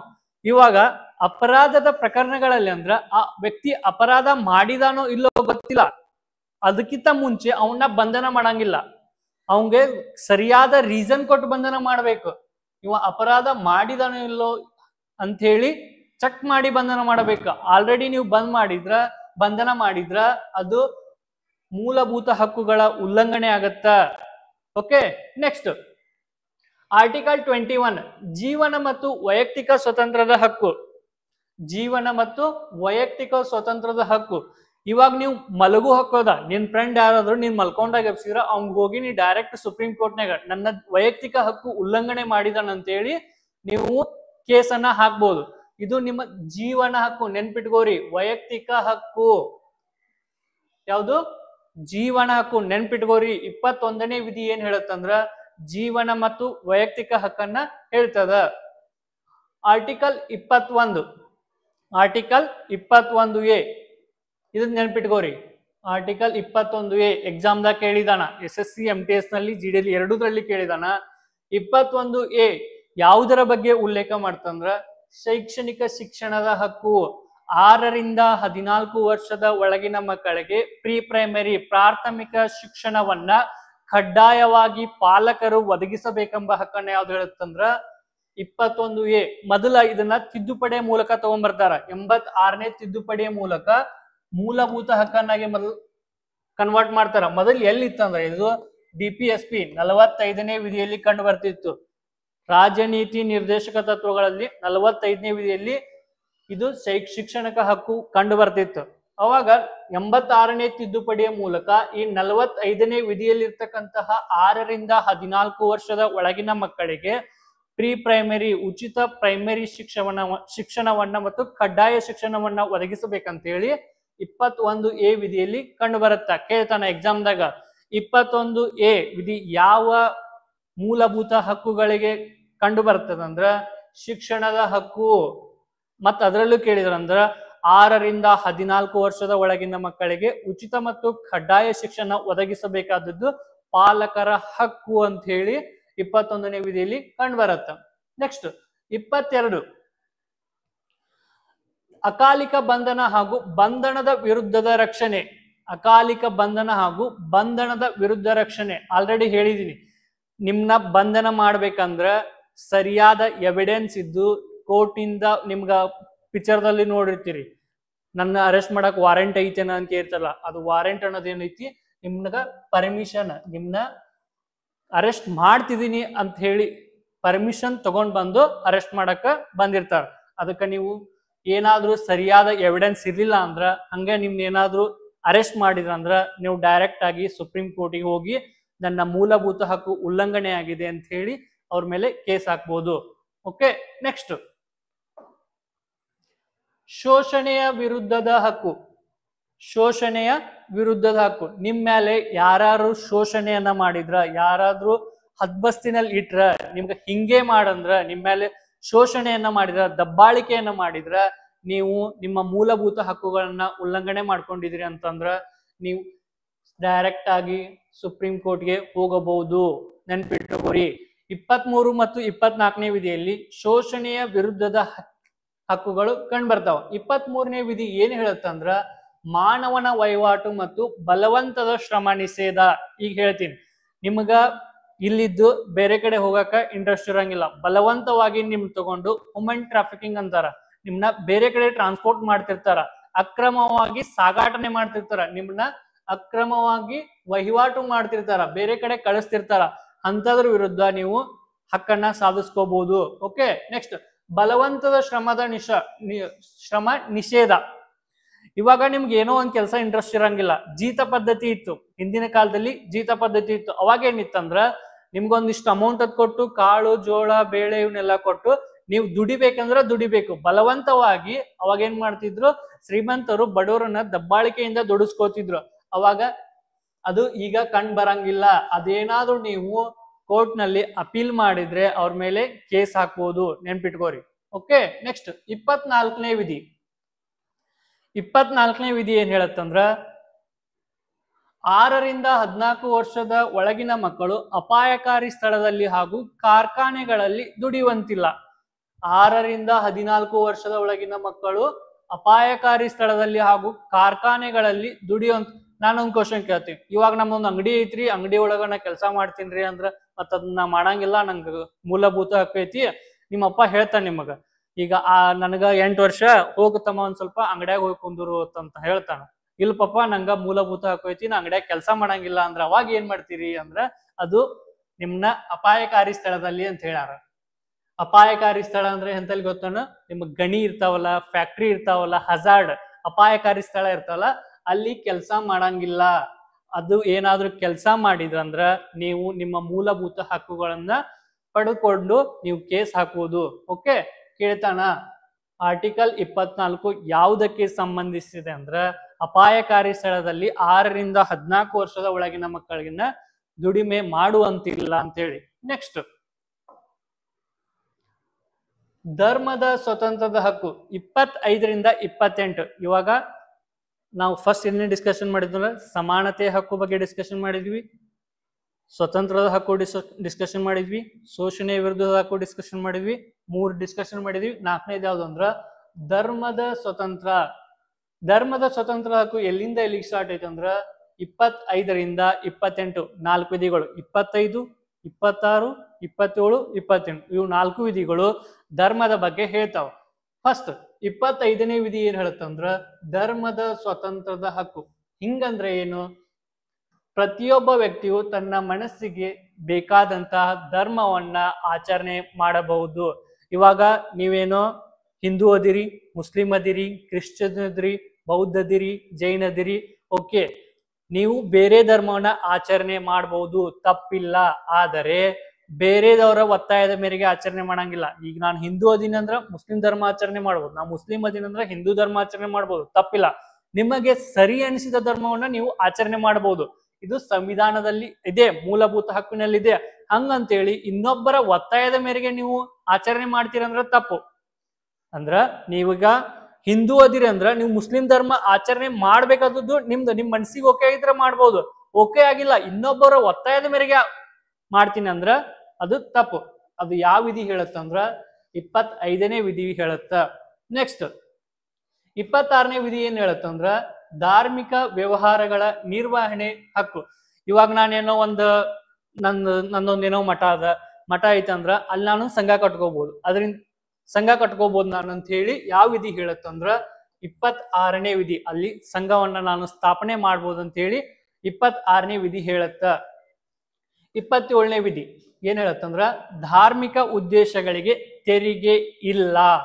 ಇದು ವೆರಿ ಇಂಪಾರ್ಟೆಂಟ್. ಇವಾಗ ಏನೋ ನಾನೊಂದು ಮಠ ಅದ, ಮಠದಾಗ ಕಟ್ಕೊಂಡು ನಾನು ಬೇಕಾದಷ್ಟು ನನ್ನ ಕಡೆ ಅಮೌಂಟ್ ಬರತೈತಿ ಅಂದ್ರ ಅದ್ರ ಮೇಲೆ ಟ್ಯಾಕ್ಸ್ ಹಾಕುವಂತಿಲ್ಲ. ನಿಮ್ಗೆ ಎಕ್ಸಾಂಪಲ್ ಹೇಳ್ತೀನಿ. ನಮ್ ಧರ್ಮದ ಸ್ವಾಮೀಜಿಗಳು ಇರ್ತಾರ, ನಮ್ ಧರ್ಮದ ಪೊಲಿಟಿಷಿಯನ್ಗಳು ಇರ್ತಾರ, ಅವ್ರಿಬ್ರು ಬೇಕಾಗಿರ್ತಾರ. ಅವ್ರು ಬೇಕಾದಾಗ ಏನಾಗಿರ್ತಂದ್ರ ನಮ್ಮ ದೇಶದಲ್ಲಿ ಇರ್ತಕ್ಕಂಥ ಎಲ್ಲಾ ಅಮೌಂಟ್ ಬಂದು ದೇವಸ್ಥಾನದಾಗ ಬಂದ್ ಬೀಳಕ್ ಸ್ಟಾರ್ಟ್ ಆಗಿರ್ತೈತಿ. ಅದ್ರ ಮೇಲೆ ಯಾವುದೇ ತೆರಿಗೆ ಇರಂಗಿಲ್ಲ. ಏನಿರಂಗಿಲ್ಲ? ಯಾವುದೇ ತೆರಿಗೆ ಇರಂಗಿಲ್ಲ. ಯಾವುದೇ ವ್ಯಕ್ತಿ ಹಾಗೂ ಸಂಸ್ಥೆಗೆ ಧಾರ್ಮಿಕ ಉದ್ದೇಶಗಳಿಗೆ ತೆರಿಗೆಯನ್ನ ಹಾಕುವಂತಿಲ್ಲ ಅಂತೇಳಿ ಯಾವ ವಿಧಿ ಹೇಳತ್ತಂದ್ರ 27ನೇ ವಿಧಿಯಲ್ಲಿ ಕಂಡು ಬರುತ್ತ. ಧಾರ್ಮಿಕ ಶಿಕ್ಷಣ ಮತ್ತು ಸರ್ಕಾರಿ ಶಿಕ್ಷಣ. ಇವಾಗ 28ನೇ ವಿಧಿಯಲ್ಲಿ ಏನ್ ಹೇಳತ್ತಂದ್ರ ನೀನ್ ಆಲ್ರೆಡಿ ಒಂದ್ ಧರ್ಮ ಸ್ಥಾಪಿಸಿದಿ, ಸಂಘ ಕಟ್ಕೊಂಡಿದ್ದಿ, ಅದಕ್ಕೆ ಯಾವುದೇ ಟ್ಯಾಕ್ಸ್ನೂ ಇಲ್ಲ. ಆದ್ರ ನೀನು ಯಾವುದೇ ಸಾರ್ವಜನಿಕ ಸಂಸ್ಥೆಗಳಲ್ಲಿ ನೀನ್ ಧರ್ಮ ಬೋಧನೆ ಮಾಡಂಗಿಲ್ಲ.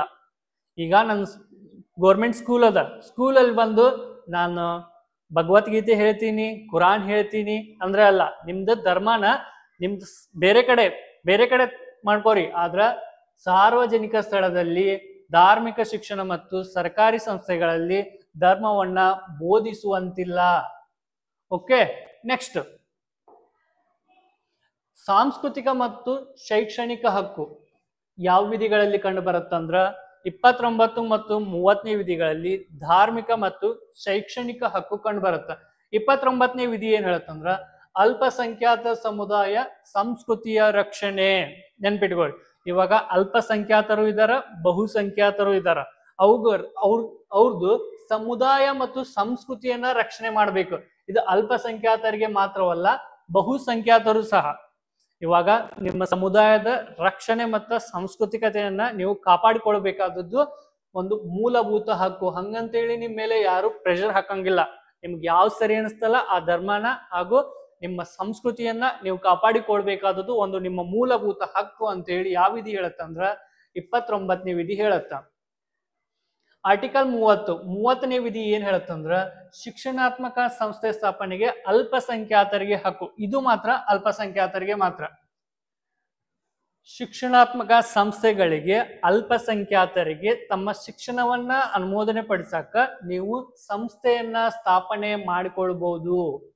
ಫಾರ್ ಎಕ್ಸಾಂಪಲ್ ಮದರಸಗಳನ್ನ ಸ್ಥಾಪನೆ ಮಾಡೋದೈತಲ್ಲ, ಇದು ಸಹ ಇದಕ್ಕೆ ಬೆಸ್ಟ್ ಎಕ್ಸಾಂಪಲ್ ಅಂತ ಹೇಳ್ಬೋದು. ನೆಕ್ಸ್ಟ್ ನ್ಯಾಯಿಕ ಪರಿಹಾರ ಹಕ್ಕು 32ನೇ ವಿಧಿ. ನೆನ್ಪಿಟ್ಕೋರಿ, ನ್ಯಾಯಿಕ ಪರಿಹಾರ ಹಕ್ಕು. ಈ ವಿಧಿ ಇರ್ಲಿಕ್ಕಂದ್ರ ಮೂಲಭೂತ ಹಕ್ಕುಗಳಿಗೆ ನಾವು ಎಷ್ಟೇ ಪವರ್ ಕೊಟ್ರು ಕಡಿಮೆ. ಇದನ್ನ ಏನ್ ಹೇಳ್ತಾರಂದ್ರ ಅಂಬೇಡ್ಕರ್ ಅವರು ಮೂಲಭೂತ ಹಕ್ಕುಗಳು 32ನೇ ವಿಧಿ ಐತಲ್ಲ, ಇವನ್ ಎಲ್ಲಾ ವಿಧಿಗಳು ಇದ್ರೂ 32ನೇ ವಿಧಿ ಇರ್ಲಿಲ್ಲ ಅಂದ್ರ ಯೂಸೇ ಇರ್ತಿದ್ದಿಲ್ಲ. ಯಾಕಂದ್ರೆ ಇಷ್ಟು ವಿಧಿ ಕೊಟ್ಟಿವಿ, ನಾವು ಎಲ್ಲಿ ಹೋಗಿ ಇಂಪ್ಲಿಮೆಂಟ್ ಮಾಡಬೇಕು ಅಂತ ಹೇಳಿ ಯಾರಿಗೂ ಗೊತ್ತೇ ಇದ್ದಿದ್ದಿಲ್ಲ. ಅವಾಗ ಅಂಬೇಡ್ಕರ್ ಅವರು ಏನ್ ಹೇಳ್ತಾರ, 32ನೇ ವಿಧಿ ಸಂವಿಧಾನದ ಆತ್ಮ ಮತ್ತು ಹೃದಯ ಅಂತ ಹೇಳ್ತಾರ. ನೆನ್ಪಿಟ್ಕೋರಿ, ಕ್ವಶನ್ ಕೇಳಿದಾನ. ಅಂಬೇಡ್ಕರ್ ಅವ್ರು ಏನ್ ಹೇಳ್ತಾರಂದ್ರ ಸಂವಿಧಾನದ ಆತ್ಮ ಮತ್ತು ಹೃದಯ. ಬಹಳ ಸಲ ಕ್ವಶನ್ ಕೇಳಿದಾನ. ಸಂವಿಧಾನದ ಆತ್ಮ ಮತ್ತು ಹೃದಯ ಅಂತೇಳಿ ಯಾವ ವಿಧಿಯನ್ನ ಕರೀತಾರಂದ್ರ 32ನೇ ವಿಧಿ. 32ನೇ ವಿಧಿ ಏನ್ ಹೇಳತ್ತಂದ್ರ ನ್ಯಾಯಿಕ ಪರಿಹಾರದ ಹಕ್ಕು, ಸಂವಿಧಾನಾತ್ಮಕ ಪರಿಹಾರ ಹಕ್ಕು. ಈ 32ನೇ ವಿಧಿಯಲ್ಲಿ 5 ರಿಟ್ಸ್ ಬರ್ತಾವ. ಅವು ಯಾವ್ಯಾವ ರಿಟ್ಸ್ ಅದಾವ ಅಂತ ಹೇಳಿ ಡಿಸ್ಕಷನ್ ಮಾಡ್ಕೊಂತ ಹೋಗೋಣ. ರಿಟ್ಸ್ ಆಲ್ರೆಡಿ ಹೇಳಿದೀನಿ, 32ನೇ ವಿಧಿಯಲ್ಲಿ 5 ರಿಟ್ಸ್ ಬರ್ತಾವ. ಯಾವ್ಯಾವ ರಿಟ್ಸ್ ಅಂತ ಹೇಳಿ ಡಿಸ್ಕಷನ್ ಮಾಡ್ಕೊಂತ ಹೋಗೋಣ. First one habeas corpus. ಹಿಂಗಂದ್ರೆ ಏನ?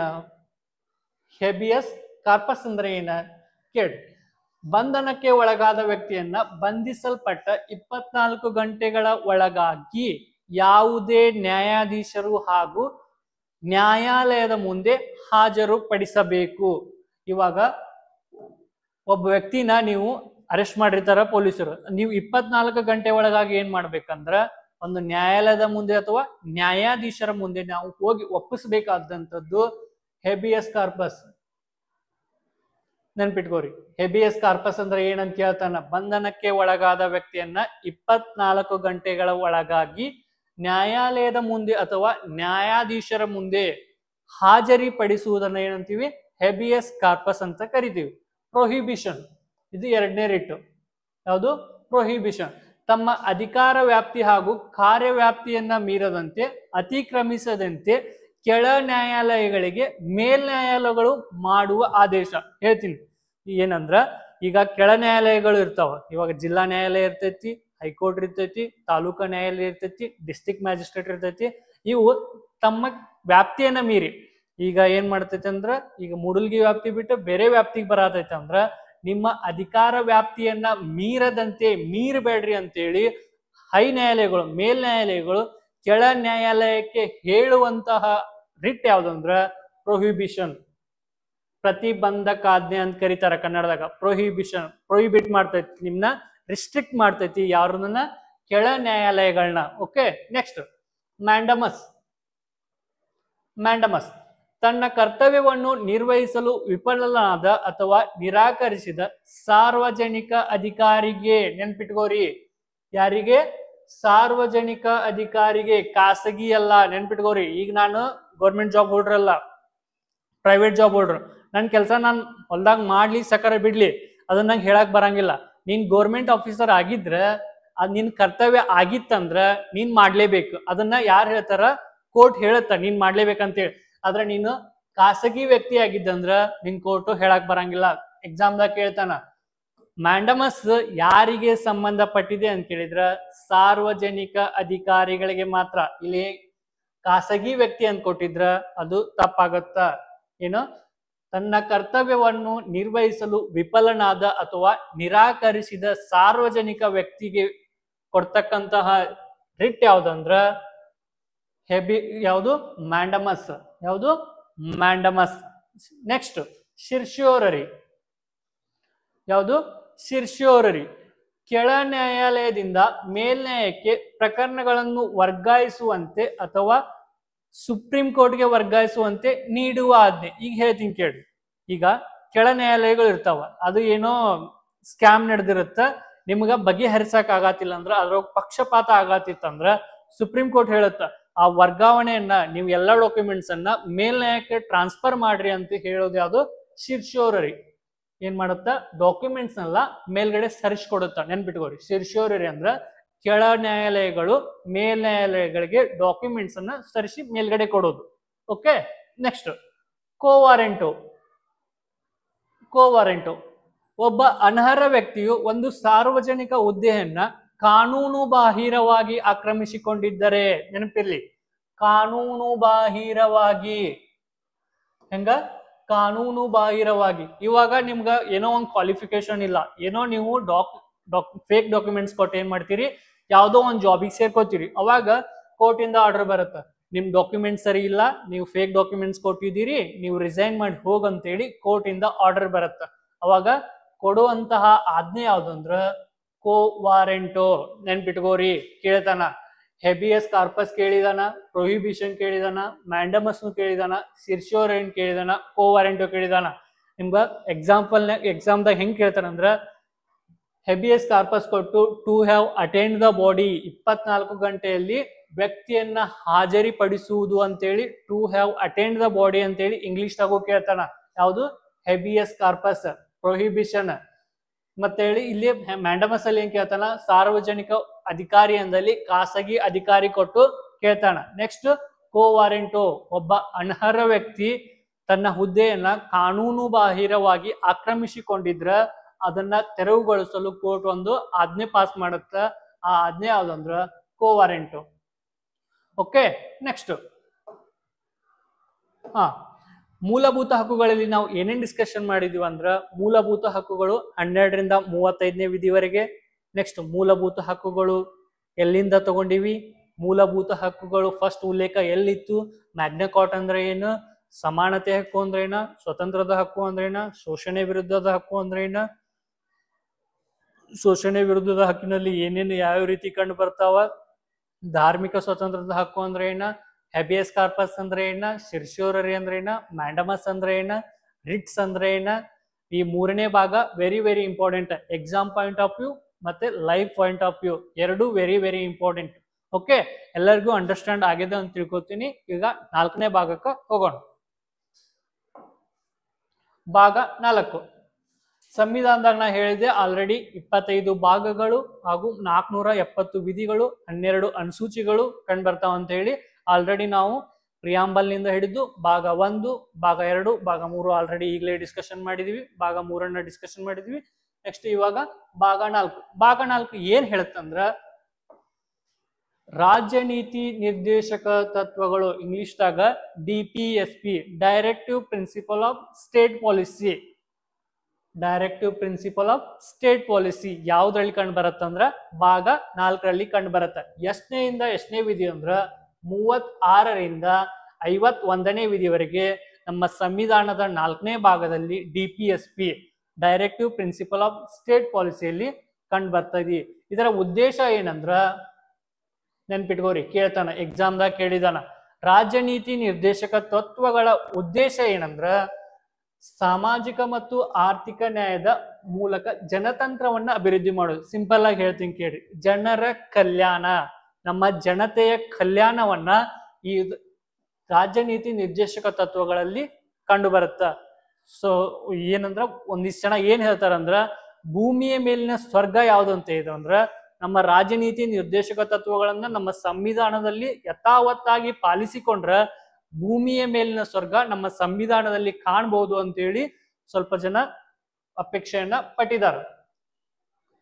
ಇದನ್ನ ಎಲ್ಲಿಂದ ತಗೊಂಡಿವಿ, ವೆರಿ ವೆರಿ ಇಂಪಾರ್ಟೆಂಟ್, ಯಾವ ಎಕ್ಸಾಮ್ದಾಗ ಎಲ್ಲದ್ರಿಗೂ ಬರತ್ತ. ಮೂಲ DPSP, directive principle of state ಪಾಲಿಸಿಯನ್ನ ಯಾವ ದೇಶದಿಂದ ಎರವಲಾಗಿ ಪಡೆದುಕೊಂಡಿವಂದ್ರ ಐರ್ಲೆಂಡ್.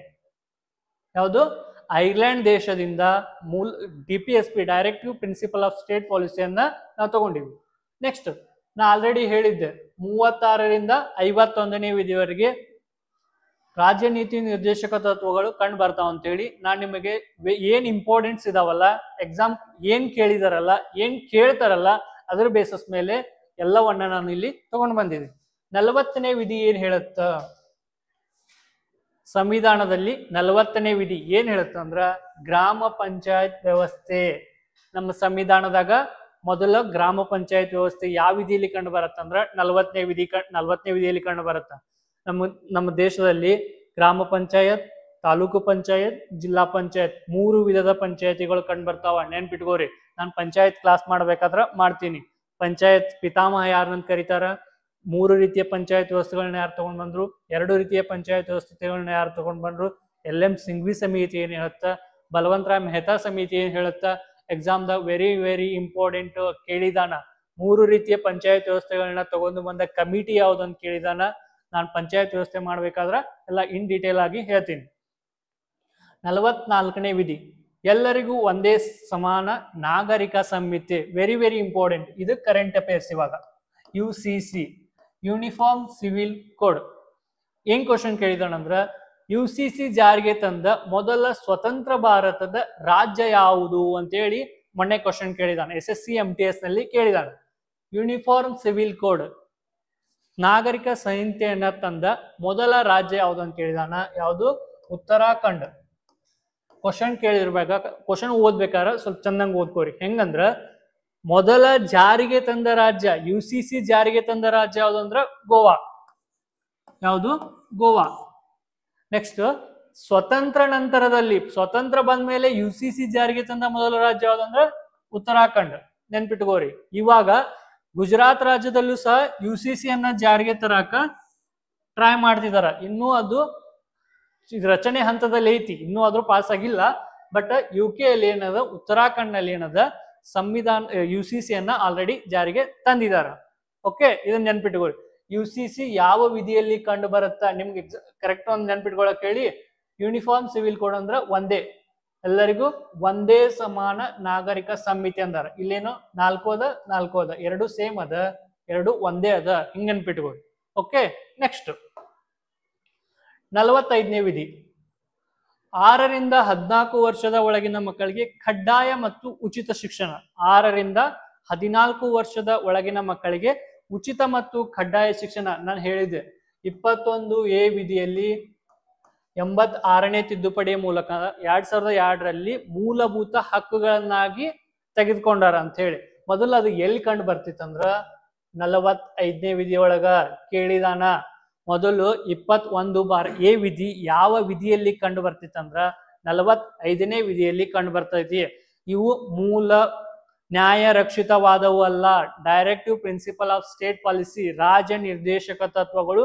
ಇವುಗಳ ಉಲ್ಲಂಘನೆ ಆದ್ರ ನೀವು ಸುಪ್ರೀಂ ಕೋರ್ಟ್ ಮತ್ತು ಹೈಕೋರ್ಟ್ಗೆ ಹೋಗಾಕ ಬರಂಗಿಲ್ಲ, ನೆನ್ಪಿಟ್ಕೋರಿ. ಇವು ನ್ಯಾಯ ರಕ್ಷಿತವಾದವು ಅಲ್ಲ. ಎಕ್ಸಾಮ್ದಾಗ ಕೇಳ್ತಾನ, ರಾಜ್ಯ ನೀತಿ ನಿರ್ದೇಶಕ ತತ್ವಗಳು ನ್ಯಾಯ ರಕ್ಷಿತವಾಗಿವೆ ಅಂತ ಕೇಳಿದ್ರ ತಪ್ಪು, ಇವು ನ್ಯಾಯ ರಕ್ಷಿತವಾಗಿಲ್ಲ.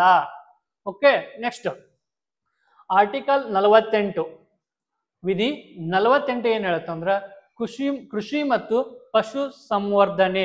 ನಮ್ಮ ಕೃಷಿ ಮತ್ತು ಪಶು ಸಾಗಾಣಿಕೆ ಏನೈತಲ್ಲ ಅದನ್ನ ಉತ್ತೇಜನ ಮಾಡುವುದು, ಹೆಚ್ಚಿಗೆ ಬೆಳೆಸ್ಕೊಂಡು ಹೋಗುವುದು ಅಂತ ಹೇಳಿ 48ನೇ ವಿಧಿ ಹೇಳತ್ತ.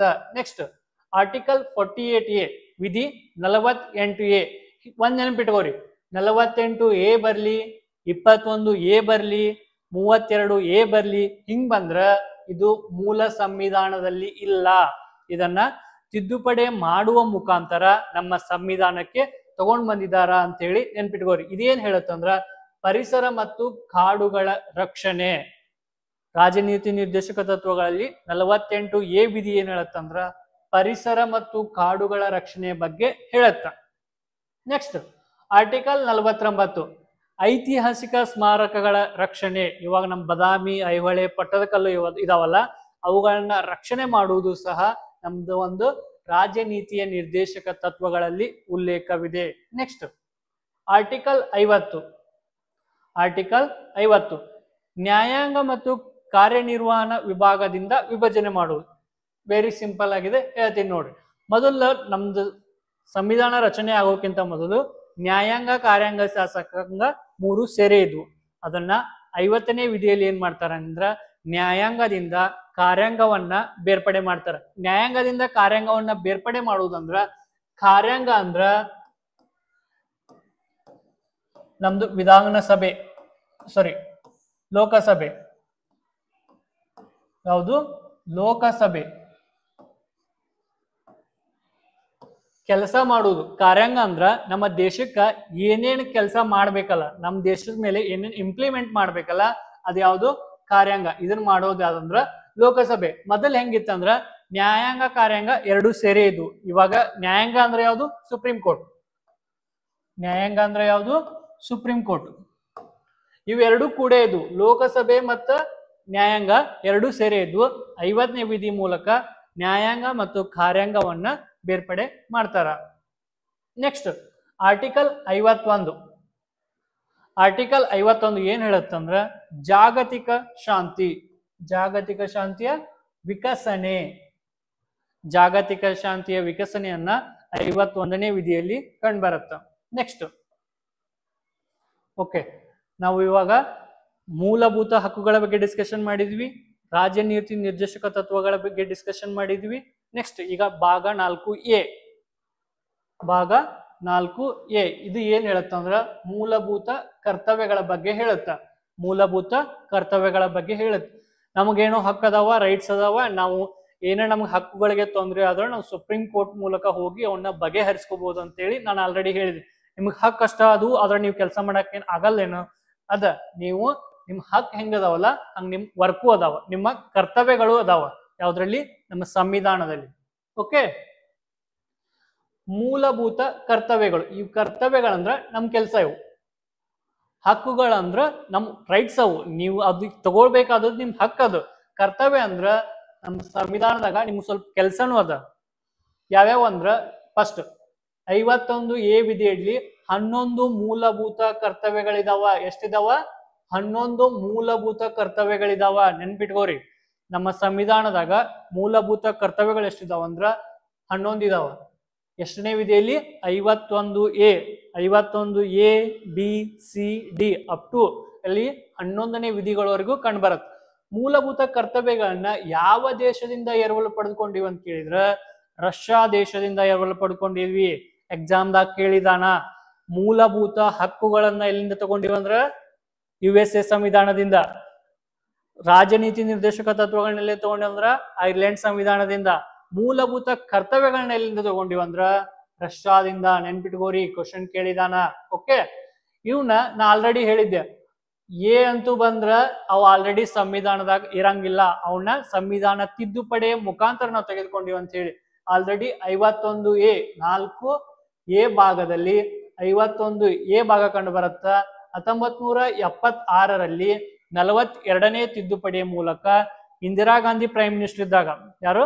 ಶ್ರೀಮತಿ ಇಂದಿರಾ ಗಾಂಧಿ ಅವರು ಪ್ರೈಮ್ ಮಿನಿಸ್ಟರ್ ಇದ್ದಾಗ ಸರ್ದಾರ್ ಸ್ವರ್ಣ ಸಿಂಗ್ ಸಮಿತಿಯ ಮೂಲಕ ಸಂವಿಧಾನಕ್ಕೆ 42ನೇ ತಿದ್ದುಪಡಿಯ ಮುಖಾಂತರ ಮೂಲಭೂತ ಕರ್ತವ್ಯಗಳನ್ನ ನಮ್ಮ ಸಂವಿಧಾನಕ್ಕೆ ಅಳವಡಿಸ್ಕೊಡ್ತಾರ. ನೆನಪಿಟ್ಟುಕೋರಿ, ಮೂಲಭೂತ ಕರ್ತವ್ಯಗಳನ್ನ ಯಾವ ಸಮಿತಿಯ ಶಿಫಾರಸ್ಸಿನ ಮೇಲೆ ಅಳವಡಿಸಿಕೊಂಡಿವ ಅಂದ್ರ ಸರ್ದಾರ್ ಸ್ವರ್ಣ ಸಿಂಗ್ ಸಮಿತಿಯ ಮುಖಾಂತರ.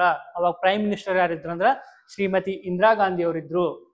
ಓಕೆ, ಮೂಲಭೂತ ಕರ್ತವ್ಯಗಳಂತ ಇದಾವ ಅಂತ ಹೇಳಿದ್ರಿ ಸರ, ಅವು ಯಾವುವು ಅಂದ್ರ ಭಾರತಕ್ಕೆ ನಿಷ್ಠೆಯಿಂದ ಇರಬೇಕು ಮತ್ತು ಹಾಗೂ ಸಂವಿಧಾನವನ್ನ ಗೌರವಿಸಬೇಕು. ಕರ್ತವ್ಯ ಅಂದ್ರ ನೀವೇನ ಹೊಲ್ದಾಗ ಕೆಲಸ ಮಾಡೋದು ಅದಲ್ಲ, ನಮ್ಮ ಸಂವಿಧಾನದಾಗ ಐತಲ್ಲ, ನಮ್ಮ ಸಂವಿಧಾನದ ನಿಷ್ಠೆ, ನಮ್ಮ ಸಂವಿಧಾನದ ಬುಕ್ ಐತಲ್ಲ ಅದಕ್ಕೆ ನಿಷ್ಠೆಯಿಂದ ಇರಬೇಕು. ನಮ್ಮ ಭಾರತಕ್ಕೆ ಚ್ಯುತಿ ಬಾರದಂತೆ, ನಮ್ಮ ಭಾರತಕ್ಕೆ ಧಕ್ಕೆ ಬಾರದಂತೆ, ನಮ್ಮ ಭಾರತದ ಬಗ್ಗೆ ಕೆಟ್ಟ ಕೆಟ್ಟ ಅಭಿಪ್ರಾಯಗಳನ್ನ ಹೇಳಲಾರ್ದಂತೆ ನಮ್ಮ ಸಂವಿಧಾನಕ್ಕೆ ನಿಷ್ಠೆಯಿಂದ ಇರಬೇಕು ಅನ್ನೋದು ಇದು ಒಂದು ಮೂಲಭೂತ ಕರ್ತವ್ಯ. ಓಕೆ, ಭಾರತದ ಸಾರ್ವಭೌಮತ್ವ ಮತ್ತು ಏಕತೆಗೆ ಅಖಂಡತೆಯನ್ನ ಕಾಪಾಡ್ಕೋಬೇಕು. ಇವಾಗ ನಮ್ಮ ಭಾರತ ಒಂದು ಅಖಂಡ ರಾಷ್ಟ್ರ ಅಂದ್ರ ನಮ್ಮ ರಾಜ್ಯಗಳ ಒಕ್ಕೂಟ ಅಂತ ಹೇಳಿದ, ಅದರದ ಅಖಂಡತೆಗೆ ಧಕ್ಕೆಯನ್ನ ಬಾರದಂತೆ ಕಾಪಾಡಿಕೊಳ್ಳುವುದು ಒಂದು ಮೂಲಭೂತ ಕರ್ತವ್ಯ. ದೇಶವನ್ನ ರಕ್ಷಿಸುವುದು ಮತ್ತು ಅಗತ್ಯವಿದ್ದರೆ ಸೇನೆಗೆ ಸೇವೆಯನ್ನ ನೀಡಬೇಕು. ಇವಾಗೇನೋ ನಮ್ಮ ದೇಶಕ್ಕ ಆಪತ್ನಲ್ಲಿ ಐತಂದ್ರ, ನಮ್ದು ಅವಶ್ಯಕತೆ ಐತಿ ಅಂತ ಹೇಳಿದ್ರಂದ್ರ ನಾವು ಸೇನೆಗೆ ಸೇರಲು ಸಿದ್ಧವಾಗಿರ್ಬೇಕೆಂಬುದು ಇದು ಒಂದು ಸಹ ಮೂಲಭೂತ ಕರ್ತವ್ಯ ಅಂತ ಹೇಳಿ ಅದ. ನೆಕ್ಸ್ಟ್, ದೇಶದ ಸಂಸ್ಕೃತಿ ಮತ್ತು ಪರಂಪರೆಯನ್ನ ಐಕ್ಯತೆಯನ್ನ ಗೌರವಿಸಬೇಕು. ನಮ್ಮ ದೇಶದ ಸಂಸ್ಕೃತಿ ಮತ್ತು ಪರಂಪರೆಯನ್ನ ನಾವು ಗೌರವಿಸಬೇಕು. ಅದು ಬಿಟ್ಟು ನಮ್ಮ ದೇಶದ ಸಂಸ್ಕೃತಿ ಸರಿ ಇಲ್ಲ, ನಮ್ದು ಐಕ್ಯತೆ ಒಗ್ಗೂಡುವಿಕೆ ಸರಿ ಇಲ್ಲ ಅಂತ ಹೇಳಿ ನಮ್ಮ ದೇಶಕ್ಕೆ ಯಾವುದೇ ತೊಂದರೆಯನ್ನ ನಾವು ಮಾಡುವುದು ಸರಿಯಲ್ಲ. ಇದು ಒಂದು ಸಹ ಮೂಲಭೂತ ಕರ್ತವ್ಯ ಅಂತ ಹೇಳಿ ಕಂಡು ಬರುತ್ತ. ಧರ್ಮ, ಭಾಷೆ, ಪ್ರಾಂತ್ಯದ ಆಧಾರದ ಮೇಲೆ ವಿಭಜನೆ ಮಾಡಿದೆ, ಆದರೆ ಸಹಿಷ್ಣುತೆ ಮತ್ತು ಸಹಬಾಳ್ವೆಯಿಂದ ಬಾಳ್ಬೇಕು. ನಮ್ಮ ದೇಶ ಏನಾಗಿದೆ ಅಂದ್ರ, ನಮ್ಮ ರಾಜ್ಯಗಳು ಯಾವುದರ ಆಧಾರ ಮೇಲೆ ಡಿವೈಡ್ ಆಗಿದ್ದಾವ ಅಂದ್ರ ಭಾಷೆಗಳ ಆಧಾರದ ಮೇಲೆ. ಇವಾಗ ನಮ್ಮ ಕನ್ನಡ ಮಾತಾಡೋರು ಕರ್ನಾಟಕ ದೇಶದಲ್ಲಿ, ತಮಿಳು ಮಾತಾಡೋರು ತಮಿಳುನಾಡು ದೇಶದಲ್ಲಿ, ಹಿಂದಿ ಮಾತಾಡೋರು ಮಹಾರಾಷ್ಟ್ರ ದೇಶದಲ್ಲಿ, ಈ ರೀತಿಯಾಗಿ ಭಾಷೆಗಳ ಆಧಾರದ ಮೇಲೆ ವಿಭಜನೆ ಆದರೂ ಸಹ ಅದರ ಸಹಿಷ್ಣುತೆಗೆ, ಅದರ ಒಗ್ಗೂಡುವಿಕೆಗೆ ನಾವೆಲ್ಲರೂ ಸೇರಿ ಕೆಲಸವನ್ನ ಮಾಡಬೇಕು, ಭ್ರಾತೃತ್ವವನ್ನ ಬಳಸ್ಕೋಬೇಕು ಅಂತ ಹೇಳಿ ಇದು ಒಂದು ಸಹ ಮೂಲಭೂತ ಕರ್ತವ್ಯವಾಗಿದೆ. ಮಹಿಳೆಯರು ಮತ್ತು ಮಕ್ಕಳಿಗೆ ಗೌರವವನ್ನ ನೀಡಬೇಕು, ಇದು ಒಂದು ಮೂಲಭೂತ ಕರ್ತವ್ಯ. ಅದು ಬಿಟ್ಟು ರೋಡಲ್ಲಿ ಹೋಗಿರ್ತಕ್ಕಂತಹ ಮಹಿಳೆಯರನ್ನ ಚುಡಾಯಿಸೋದಾಗ್ಲಿ, ಚಿಕ್ಕ ಚಿಕ್ಕ ಮಕ್ಕಳನ್ನ ಹೊಡೆಯೋದಾಗ್ಲಿ, ಇದೊಂದು ಕಾಮನ್ ಸೆನ್ಸ್. ಮೂಲಭೂತ ಹಕ್ಕುಗಳ ಕರ್ತವ್ಯ ಅನ್ನೋದಕ್ಕಿಂತ ಇದು ಒಂದು ಕಾಮನ್ ಸೆನ್ಸ್. ಮಹಿಳೆಯರು ಹೋಗ್ತಿರ್ತಾರ, ಅವ್ರು ಚುಡಾಯಿಸೋದಾಗ್ಲಿ, ಮಕ್ಕಳು ಇರ್ತಾರಲ್ಲ ಅವ್ರನ್ನ ಹೊಡೆಯೋದಾಗ್ಲಿ ಬಡಿಯೋದಾಗ್ಲಿ, ಇದು ಸಹ ನಮ್ಮ ಸಂವಿಧಾನದ ಮೂಲಭೂತ ಕರ್ತವ್ಯಗಳಲ್ಲಿ ಕಂಡುಬರುತ್ತೆ. ಸಹಜ ಒಣ ಸಂಪತ್ತು, ತೀರಾ ನದಿಗಳು, ಕಾಡುಗಳು ಮತ್ತು ವನ್ಯಜೀವಿಗಳನ್ನ ಸಂರಕ್ಷಿಸುವುದು. ಆಲ್ರೆಡಿ ಹೇಳಿದ್ದೀನಿ, ನಮ್ಮ ಸಂಪತ್ತು, ಕಾಡು ಹಾಗೂ ವನ್ಯಜೀವಿಗಳು ನಮ್ ದೇಶ ಇರ್ಬೇಕಂದ್ರ ಕಾಡು ಸಂಪತ್ತು, ಅರಣ್ಯ ಮತ್ತು ಇತರೆ ವನ್ಯ ಜೀವಿಗಳು ಸಹ ನಮ್ಮ ಕಾಡಿನ ಅವಿಭಾಜ್ಯ ಅಂಗ. ಅವುಗಳನ್ನ ಸಂರಕ್ಷಣೆ ಮಾಡುವುದು ಸಹ ಒಂದು ಮೂಲಭೂತ ಕರ್ತವ್ಯ ಅಂತ ಹೇಳಿ ಕಂಡು ಬರುತ್ತ. ನೆಕ್ಸ್ಟ್, ವಿಜ್ಞಾನ, ಮಾನವತಾ ಹಾಗೂ ಮೌಲ್ಯಗಳ ಶಿಷ್ಟ ಆಚರಣೆಗಳನ್ನ ಬೆಳೆಸ್ಕೋಬೇಕು. ವೈಜ್ಞಾನಿಕ ಮನೋಭಾವವನ್ನ ಬೆಳೆಸ್ಕೋಬೇಕು. ವಿಜ್ಞಾನ ಮತ್ತು ತಂತ್ರಜ್ಞಾನದಲ್ಲಿ ವೈಜ್ಞಾನಿಕ ಮನೋಭಾವವನ್ನು ಬೆಳೆಸ್ಕೋಬೇಕಾದದ್ದು ಒಂದು ಮೂಲಭೂತ ಕರ್ತವ್ಯ. ಸಾರ್ವಜನಿಕ ಆಸ್ತಿಯನ್ನ ರಕ್ಷಣೆ ಮಾಡಬೇಕು. Very important. ಈ ನಾಗರಿಕ ಈ ದೇಶದಲ್ಲಿ ನಾವು ಭಾರತೀಯ ಪ್ರಜೆಗಳಾದ ನಾವು ಸಾರ್ವಜನಿಕ ಆಸ್ತಿಯನ್ನು ನಾವು ಸಂರಕ್ಷಣೆ ಮಾಡಬೇಕು. ಇವಾಗ ನಾವು ಸಾರ್ವಜನಿಕ ಆಸ್ತಿಯನ್ನ ಹಾಳು ಮಾಡಿದ್ರ ಅದು ನೆಕ್ಸ್ಟ್ ಯಾವುದರಿಂದ ನಮ್ಗ ಅದನ್ನ ಫುಲ್ಫಿಲ್ ಮಾಡ್ತಾರಂದ್ರ, ಅದನ್ನ ಯಾವುದರಿಂದ ತುಂಬಿಸ್ತಾರಂದ್ರ ನಾವು ಕೊಡೋ ಟ್ಯಾಕ್ಸ್ ಇದ್ದಾನ. ಹೆಂಗಂದ್ರ ಇವಾಗ ಏನೋ ಒಂದ್ ನಾವು ರೋಡ್ ಸೈಡ್ ಲೈಟ್ ಹೊಡೆದಿವ ಅಂದ್ರ ಅದನ್ನ ಲೈಟ್ ಹಾಕ್ಬೇಕಂದ್ರ ಅವ್ರ ಮನಿಯಿಂದ ಅಂತೂ ಹಾಕಲ್ಲ, ನಮ್ ಕಡೆಯಿಂದ ಟ್ಯಾಕ್ಸ್ ಅನ್ನ ತಗೊಂಡು ಮತ್ ಅದೇ ಟ್ಯಾಕ್ಸ್ ಇಂದ ಬಂದಂತ ಹಣವನ್ನ ಲೈಟ್ ಹಾಕಕ ಯೂಸ್ ಮಾಡ್ತಾರ. ಅವುಗಳನ್ನ ಸಾರ್ವಜನಿಕ ಆಸ್ತಿಯನ್ನ ಸಂರಕ್ಷಣೆ ಮಾಡುವುದು ಸಹ ಒಂದು ಮೂಲಭೂತ ಕರ್ತವ್ಯ ಅಂತ ಹೇಳಿ ಕಂಡು ಬರುತ್ತ. ಓಕೆ, ವೈಜ್ಞಾನಿಕ ಮನೋಭಾವ, ಮಾನವತೆ, ಶ್ರಮದ ಗಣತೆ ಹಾಗೂ ರಚನಾತ್ಮಕ ಚಿಂತನೆಯನ್ನು ಸಹ ಬೆಳೆಸಿಕೊಳ್ಬೇಕು ಅಂತ ಹೇಳಿ ಇದು ಒಂದು ಸಹ ಮೂಲಭೂತ ಹಕ್ಕು. ಆಲ್ರೆಡಿ ಹೇಳಿದೀನಿ, 6ರಿಂದ 14 ವರ್ಷದ ಒಳಗಿನ ಮಕ್ಕಳಿಗೆ ಉಚಿತ ಮತ್ತು ಕಡ್ಡಾಯ ಶಿಕ್ಷಣವನ್ನ, ಇದು ಮೊದಲ 51A ವಿಧಿಯಲ್ಲಿ ಇದ್ದಿದ್ದಿಲ್ಲ. 2002ರಲ್ಲಿ ಫಸ್ಟ್ ನಾನು ಮೂಲಭೂತ ಹಕ್ಕುಗಳ ಮೂಲಭೂತ ಕರ್ತವ್ಯಗಳು ಯಾವಾಗಂದ್ರ 1976 42ನೇ ತಿದ್ದುಪಡಿ ಮೂಲಕ 10 ಮೂಲಭೂತ ಕರ್ತವ್ಯಗಳನ್ನ ಸೇರಿಸ್ತಾರ. ಎಷ್ಟು ಸೇರಿಸ್ತಾರ? 10 ಮೂಲಭೂತ ಕರ್ತವ್ಯಗಳನ್ನ ಸೇರಿಸ್ತಾರ. ಆದ್ರ 2002ರಲ್ಲಿ 6ರಿಂದ 14 ವರ್ಷದ ಒಳಗಿನ ಮಕ್ಕಳಿಗೆ ಉಚಿತ ಮತ್ತು ಕಡ್ಡಾಯ ಶಿಕ್ಷಣವನ್ನ ನೀಡಬೇಕಂತ ಹೇಳಿ 11ನೇ ಮೂಲಭೂತ ಕರ್ತವ್ಯವಾಗಿ ನಮ್ಮ ಸಂವಿಧಾನಕ್ಕೆ ಸೇರಿಸ್ತಾರ. ಇಲ್ಲಿಗೆ ನಾವು ಏನೇನ್ ಡಿಸ್ಕಷನ್ ಮಾಡ್ಕೊಂತ ಬಂದಿದೀವಿ ಅಂದ್ರ, ಹಿಂದಿನ ಕ್ಲಾಸಲ್ಲಿ ಸಂವಿಧಾನ ಬೆಳೆದು ಬಂದ ದಾರಿ ಹಾಗೂ ಪ್ರಸ್ತಾವನೆ ಬಗ್ಗೆ ಒಂದ್ ಕ್ಲಾಸಲ್ಲಿ ಡಿಸ್ಕಷನ್ ಮಾಡಿದ್ರ, 1ನೇ ಭಾಗ ಪ್ರಸ್ತಾವನೆ, 2ನೇ ಭಾಗವನ್ನ 2ನೇ ಕ್ಲಾಸಲ್ಲಿ ಡಿಸ್ಕಷನ್ ಮಾಡಿದ್ವಿ. ಈಗ 3ನೇ ಕ್ಲಾಸಲ್ಲಿ ಏನೇನು ಡಿಸ್ಕಷನ್ ಮಾಡಿದ್ವಿ ಅಂದ್ರ, ಮೂಲಭೂತ ಹಕ್ಕುಗಳ ಬಗ್ಗೆ ಡಿಸ್ಕಷನ್ ಮಾಡಿದ್ವಿ, ಮೂಲಭೂತ ಕರ್ತವ್ಯಗಳ ಬಗ್ಗೆ ಡಿಸ್ಕಷನ್ ಮಾಡಿದ್ವಿ, ರಾಜ್ಯ ನೀತಿ ನಿರ್ದೇಶಕ ತತ್ವ ಬಗ್ಗೆ ಡಿಸ್ಕಷನ್ ಮಾಡಿದ್ವಿ. ಈಗ ಇಲ್ಲಿವರೆಗೂ ನಾವು ಡಿಸ್ಕಷನ್ ಮಾಡಿದ್ವಿ. ನೆಕ್ಸ್ಟ್ ಮುಂದಿನ ಕ್ಲಾಸ್ನಲ್ಲಿ ಇದನ್ನ ಡಿಸ್ಕಷನ್ ಮಾಡ್ಕೊಂತ ಹೋಗೋಣ. ಜೈ ಹಿಂದ್.